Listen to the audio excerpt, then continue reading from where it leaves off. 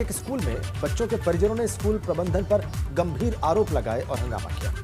बच्चों के परिजनों ने पैसे लेकर नंबर देने और कम नंबर वाले छात्रों को टॉप कराने जैसे आरोप लगाए। इस मामले में उन्होंने जांच की भी मांग की है। जालौन से खबर, छात्रों के अभिभावकों ने हंगामा किया है। पैसे लेकर छात्रों को टॉप कराने के आरोप लगाए। रिजल्ट को लेकर बवाल किया है इन अभिभावकों ने। जो बच्चा पूरी साल में नहीं आया उसका नाम कैसे आ गया भैया? 80%।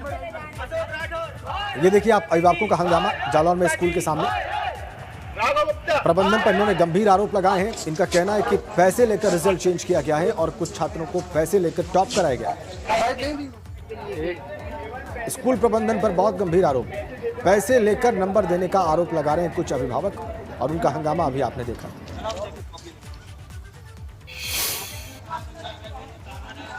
यहाँ पे ये बच्चों की देखी जा सकती है क्लास, जैसे कि 10th में हेजल काफी बहुत से लड़के हैं जिनको कुछ लिखना तक नहीं आता है। उनकी आज 81-90% बन रही है और जो बच्चे दिन रात मेहनत करके पढ़ाई कर रहे हैं उनकी आज 45 और 50 ये बन रही है। कैसे? How it is possible? और यहाँ पे अत्याचार हो रहा है, घूस ली जा रही है। बताइए क्या करें? जिनके पास पैसा है वो लोग दे देते हैं, तो नहीं दे पाते बेचारे। उन बच्चों के साथ क्या हो रहा है? ये सब क्या हो रहा है सर? अच्छा, आपने किससे शिकायत की है? हम लोग तभी तो पहली बात तो स्कूल के प्रबंधक से बात करना चाहते हैं, उसके बाद हम लोग डीएम ऑफिस तक जाएंगे। आगे नहीं सुनेगा आगे तक जाएंगे।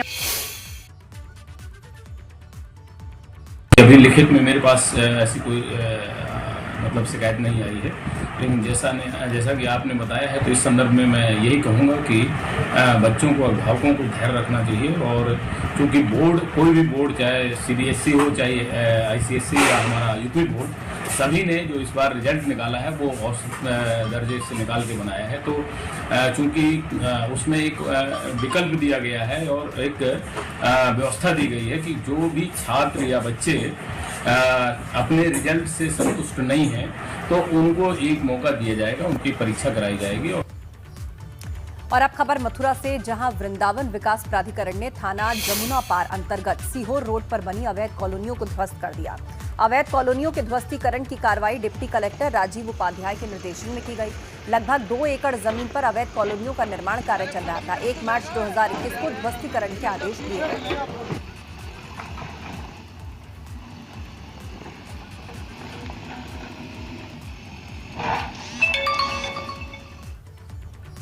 अब खबर आजमगढ़ से है। यहां अपनी होने वाली पत्नी को मिलने के बहाने बुलाकर एक शख्स ने उसे मौत के घाट उतार दिया। गला रेतकर इस शख्स ने अपनी होने वाली पत्नी की ही हत्या कर दी। 4 महीने पहले ही दोनों की सगाई हुई थी और सगाई के बाद दोनों में काफी बातचीत भी होती थी और उसके बाद इस शख्स ने ऐसा कदम उठा लिया। इस वारदात के बाद पूरे इलाके में कोहराम मचा हुआ है। सनसनी खुशबू, जिसकी उम्र लगभग 20 वर्ष है, तो खुर्सीपुर थाना अतरौलिया की रहने वाली है। ये अपने मंगेतर के साथ शाहपुर मिलने गई थी और इसकी सगी भाभी इसके साथ थी। इसका मंगेतर गोलू जब इससे बात कर रहा था तो कुछ आपस में वाद विवाद हुआ और उसके द्वारा इसके गले पर संभवतः ब्लेड से वार किया गया जैसे बता रहे हैं और एक्सेसिव ब्लीडिंग के कारण अस्पताल ले जाते समय इसकी मौत हो गई। इस संबंध में आवश्यक कार्रवाई की जा रही है। और अब खबर गोंडा से, जहां तालाब में नहाने गए 2 बच्चों की डूबने से मौत हो गई। सूचना पर स्थानीय लोगों और गोताखोरों ने कड़ी मशक्कत के बाद दोनों के शवों को बाहर निकाला और इसके बाद दोनों बच्चों को लोग आनंद फानन में जिला अस्पताल ले गए, जहां डॉक्टर्स ने बच्चों को मृत घोषित कर दिया।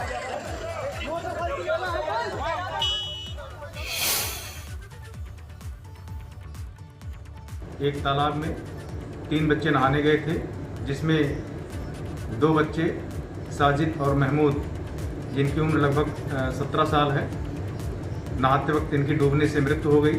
एक बच्चा आदिल, जिसकी उम्र लगभग 16 साल है, यह तैरकर बाहर आ गया। मृतक बच्चों की पोस्टमार्टम और पंचायतनामा की कार्रवाई की जा रही है। और इसी गोंडा से एक बेहद खूबसूरत तस्वीर भी सामने आई है। आप तस्वीरों में जिस बच्ची को देखेंगे उस बच्ची के पिता एक प्राथमिक शिक्षक हैं। ये देखिए, और वो जब स्कूल चले जाते हैं तो उनकी बच्ची कुछ इस तरह से अपने पिता को याद करती है। आप भी सुनिए बच्ची किस तरह से अपने पिता के लिए गुनगुना रही है।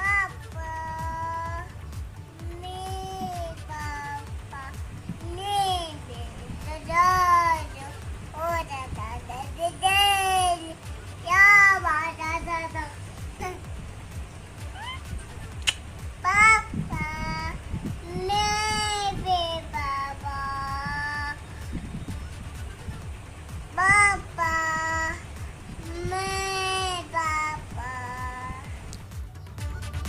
चलिए आगे बढ़ते हैं, आपको बुंदेलखंड की खबरें फटाफट अंदाज में दिखाते हैं। खबरों की शुरुआत करते हैं। झांसी के पहुज नदी के सिमरधा डैम के पास कुछ मछुआरे जान जोखिम में डालकर मछली पकड़ रहे हैं। नदी उफान पर है। नदी का जलस्तर अचानक बढ़ा तो कोई भी अनहोनी हो सकती है। जालौन में लगातार हो रही बारिश और बाढ़ के खतरे को देखते हुए अब पलायन शुरू हो गया है। यहां नदी के किनारे बसे ग्रामीण अपने घरों को खाली करने के लिए मजबूर हैं। वो अपने परिवार के साथ यहां से जा रहे हैं। महोबा में एक लेखाकार की ग्रामीण महिला ने चप्पलों से पिटाई कर दी। लेखाकार महिला ने पीएम आवास योजना के संबंध में 5,000 की रिश्वत की मांग कर रहा था। महिला ने अब थाने में इस बाबत तहरीर दी। बांदा में एक युवती के साथ दबंगों ने दुष्कर्म किया। वहीं युवती ने परिजनों की तहरीर पर पुलिस ने आरोपी दबंग को गिरफ्तार कर लिया है। बबेरू कोतवाली का सारा मामला बताया जा रहा है। हमीरपुर में पुलिस ने बड़ी कामयाबी हासिल की। पुलिस ने अवैध असलाह फैक्ट्री का भंडाफोड़ किया। मौके से 3 अपराधियों को गिरफ्तार किया। फैक्ट्री से भारी मात्रा में हथियार भी बरामद हुए। ललितपुर में अवैध शराब के खिलाफ महिलाओं ने अपनी आवाज बुलंद की। गांव में बिक रही अवैध कच्ची शराब को लेकर महिलाओं ने एसडीएम और कोतवाल को ज्ञापन दिया। आगे बढ़ते हैं, अगली खबर का रुख करते हैं। यूपी काडर के 2018-19 बैच के 14 ट्रेनी आईपीएस ऑफिसर्स को पहली तैनाती मिल गई है। उत्तर प्रदेश के गृह विभाग ने जिलों में तैनाती दी है। ट्रेनी आईपीएस ऑफिसर्स को नए जिलों में तैनाती दी गई है। यूपी काडर के 2018-19 बैच के 14 आईपीएस ऑफिसर्स को पोस्टिंग मिली है। बीते 6 महीने से इन ऑफिसर्स की ट्रेनिंग अलग अलग जिले में चल रही थी। जिले में तैनात किए गए आईपीएस ऑफिसर्स को थाना अध्यक्ष, सीओ, अपर पुलिस अधीक्षक की ट्रेनिंग दी जाएगी।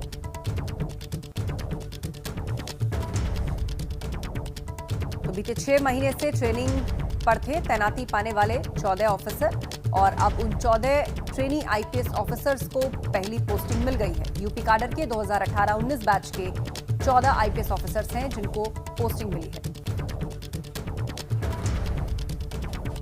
आगे बढ़ते हैं। गोरखपुर फूड विभाग की टीम ने खराब गुणवत्ता वाले सरसों और रिफाइंड ऑयल को फॉर्च्यून के टिन में बेचने वाले गिरोह का भंडाफोड़ किया है। अमृत और बसेरा ब्रांड के नकली तेलों को फॉर्च्यून की टिन में भरकर बेचा जा रहा था। 1425 लीटर फॉर्च्यून ब्रांड के रिफाइंड और सरसों के तेल को बरामद कर सील किया गया है और साथ साथ उसके नमूनों को जांच के लिए भेजा गया है।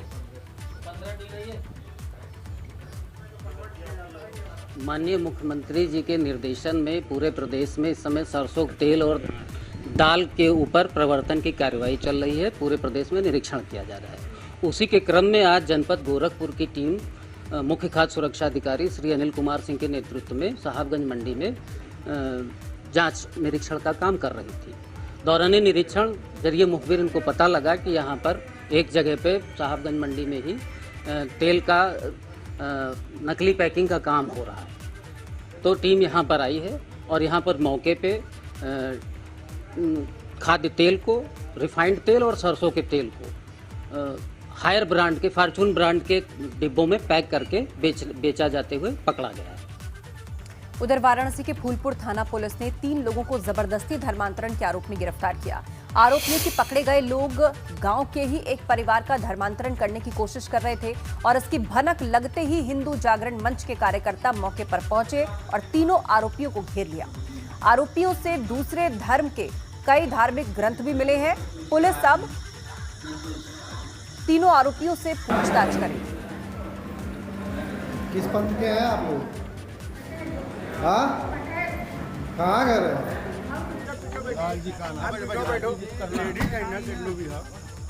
भैया करकियाओं से 2 लोग कम। इधर आगरा में भी चंबल, यमुना और उनटगर नदियां उफान पर हैं। पिनाहट ब्लॉक के गांव टोड़ा, सेहा, सेरब, सी, पूरा, मनौना, काकर, कौंद, ये तमाम गांव प्रभावित हो रहे हैं। नदी का पानी गांव के मुख्य रास्ते से होते हुए खेत खलिहानों में भर गया है और चिंता की बात यह है कि पानी की रफ्तार बहुत तेज है। बारिश के चलते नदी कई सालों से सूखी पड़ी है।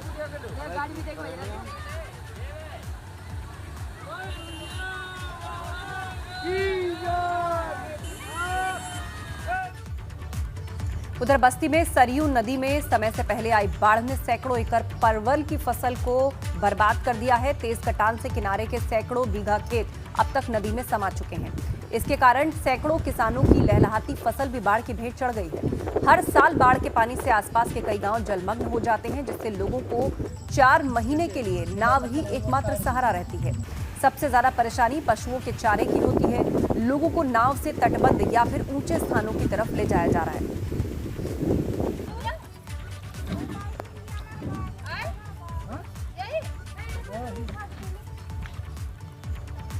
चलिए आगे बढ़ते हैं, आपको पश्चिमी उत्तर प्रदेश की खबरें सुपरफास्ट अंदाज में दिखाते हैं। चलिए फटाफट खबरों की शुरुआत करते हैं। आजम खान की मुश्किलें और बढ़ गई है। शत्रु संपत्ति मामले में एमपी एमएलए कोर्ट ने उनकी जमानत अर्जी खारिज कर दी। अभी फिलहाल आजम खान जेल में ही रहेंगे। पीलीभीत में प्रभारी मंत्री स्वामी प्रसाद मौर्य का किसान नेताओं ने काले झंडे दिखाकर विरोध किया। वहीं मौके पर मौजूद पुलिस ने किसानों को खदेड़कर थाने में नजरबंद कर दिया। किसानों ने प्रशासन पर मनमानी करने का आरोप लगाया है। राज्य मंत्री गुलाब देवी ने अपने गृह जनपद संभल का नाम बदलकर पृथ्वीराज नगर किए जाने की मांग उठाई है। मायावती सरकार में संभल जिले का नाम बदलकर भीमनगर किया गया और तब से वही नाम चला रहा है। सहारनपुर में बसपा से निष्कासित नवीन खटाना ने पार्टी पदाधिकारियों पर टिकट के बदले पैसा लेने के आरोप लगाए। आरोप लगाते हुए उन्होंने सतीश चंद्र मिश्रा को आगाह भी किया।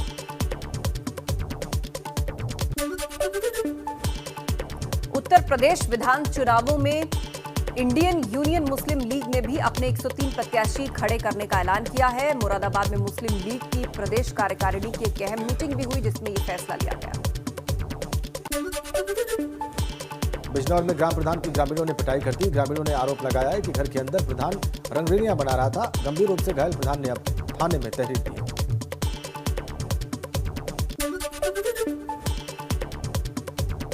अमरोहा में महिलाओं के बीच मामूली विवाद को लेकर जमकर मारपीट हुई। 3 महिलाओं ने मिलकर एक महिला को बुरी तरह से मारा। महिला मारपीट में गंभीर रूप से घायल हो गई है।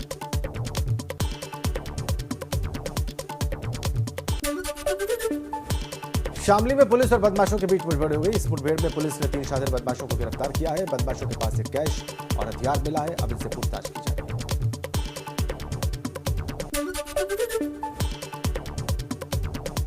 गाजियाबाद में पुलिस ने 2 शातिर लुटेरों को लूट के माल के साथ गिरफ्तार किया। मुखबिर की सूचना पर पुलिस ने यह कार्रवाई की। बताया जा रहा है कि लुटेरे किसी बड़ी घटना को अंजाम देने की फिराक में थे।